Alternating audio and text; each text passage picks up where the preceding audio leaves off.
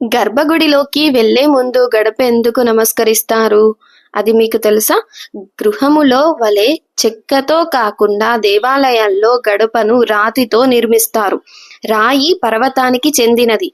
భద్రుడనే ఋషి భద్రమనే పర్వతముగాను, హిమవంతుడు అనే భక్తుడు హిమాలయముగాను, నారాయణుడు అనే భక్తుడు నారాయణాద్రిగాను అవతరించారని పురాణాలు సెలవిస్తున్నాయి. భగవంతుడు ఆ భక్తుల కోసం ఆ కొండ మీద వెలిశాడంట. కాన ఆ రాళ్ళ నుంచి వచ్చిన రాయినే గడపగా మార్చి ఉంచుతారు.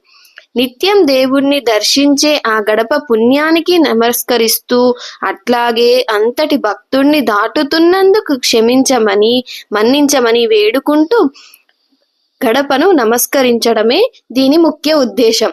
దేవాలయాల్లో గడపని తొక్కి దాటకండి, కేవలం దాటండి. ఇలాంటి మరిన్ని ఇంట్రెస్టింగ్ విషయాల గురించి తెలుసుకోవాలనుకుంటే please like, share and subscribe my channel. Thank you.